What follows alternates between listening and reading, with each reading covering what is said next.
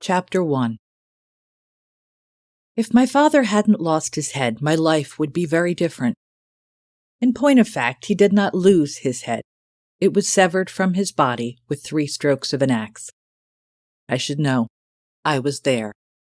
One day I was a happy child, the center of a loving family, and the next my father was dragged from the house, accused of treason, and executed. My family left England, and I grew to womanhood far from home. With such uncertain beginnings, a young woman might find herself capable of anything.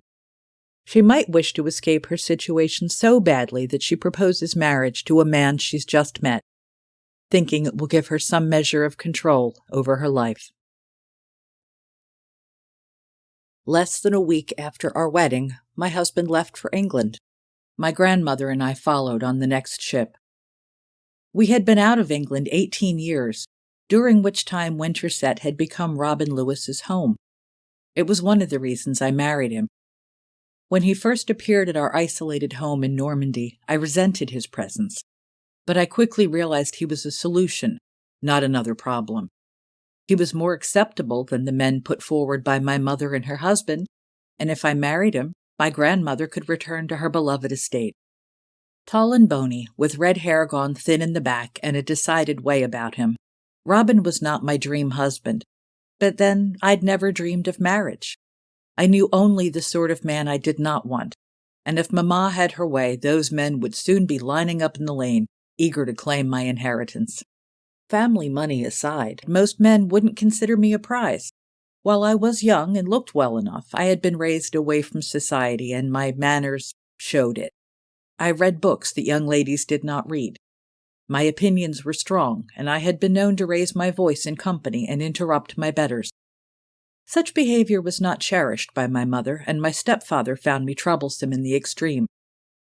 He tried various methods to break my will, and I ran away to my grandparents after one incident, having forced a stable lad to swap clothes so I could travel unnoticed.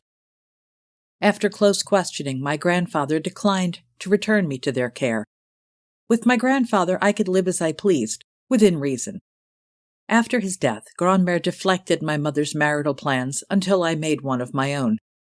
Then she fell in with my scheme, deeming it no worse than theirs, and possibly, when she realized we would return to England, far better.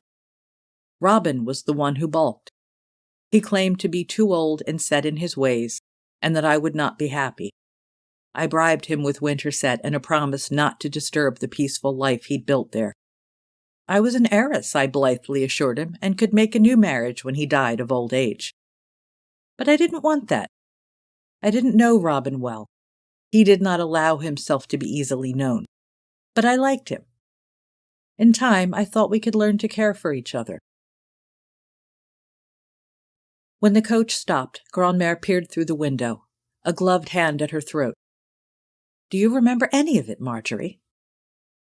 I remembered the tall limestone gate through which we had just passed, the gate where I had been playing the day my father was taken.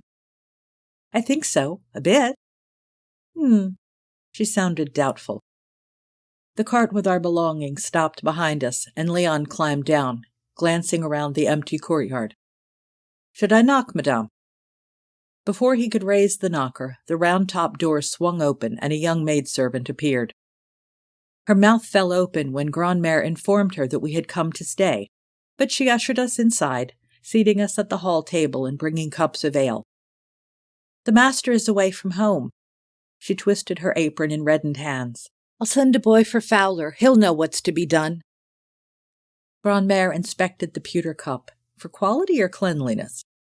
"Fowler is still here." "He's been here since before I was born, milady." "Fowler was my husband's steward," she said. "This was my house." She sat with a cushion at her back while I paced the floor. The fire thawed the chill from my flesh, but did nothing for the icy sliver of worry in my heart. Why was Robin not here to welcome us? Nearly an hour passed before Fowler burst into the hall, tearing off his cap at the sight of my grandmother. "Welcome back, my lady." "Thank you, Fowler. It is good to be home." She put a hand on my shoulder. "Do you not recognize my granddaughter?" A hasty bow in my direction. "Little Mistress Margaery, welcome." "The girl said Master Lewis is away." Grandmère was never one to hide her displeasure. "When will he return?" Fowler's face, weathered by decades of outdoor work, grew pale at her question. "I'm not certain," he muttered. "He was called to London." I'd never been to London. Couldn't he have waited a few more days? "Well, that is a shame. He promised to be here." She glanced at me. "Stop fidgeting, child." He rocked on his heels. "As I said, it was unexpected." I looked around and saw little evidence my husband had ever been here. "How long has he been gone?" 9 days. We hope to hear something soon." "I should hope so," Grandmère said crisply. "I have come all this way to deliver his bride." Fowler choked. "Master Lewis has taken a wife?" "He has." I nearly curtsied, remembering just in time that he was a servant. "Little Mistress Margaery is now Mistress Lewis." As Leon and the Winterset servants emptied the cart, the hall filled with our things.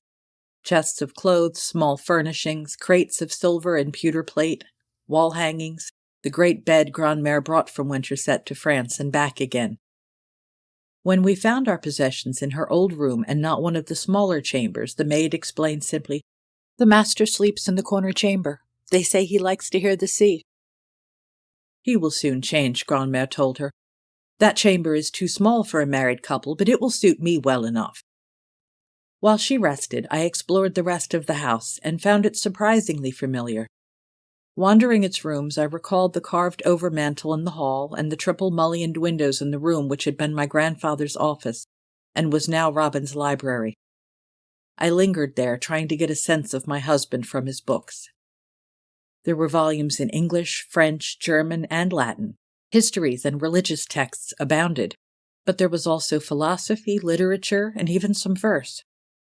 My fingers hovered over a slim book of Wyatt's poems, but it was not my place to borrow his books without asking. Much was the same, and yet much was different, because when we left, the furnishings went with us, and Grandmère had returned with only the best pieces, on the assumption that Robin had furnished the house.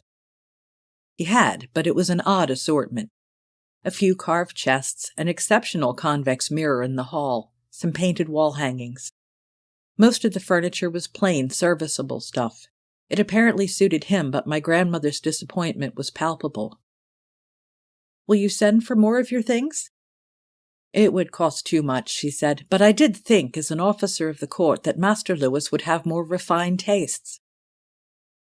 Robin hadn't been an officer of the court when he took the house, and he didn't strike me as the sort who cared about his surroundings, so long as his basic needs were met. I peeked into his bedchamber, remembering it as the room where I'd slept between my parents. The maid was right. The murmur of the sea was audible through the closed shutters. I sat on the edge of the green-curtained bed and imagined my possessions fitted in with his, and smiled. I would not mind starting my married life in this room.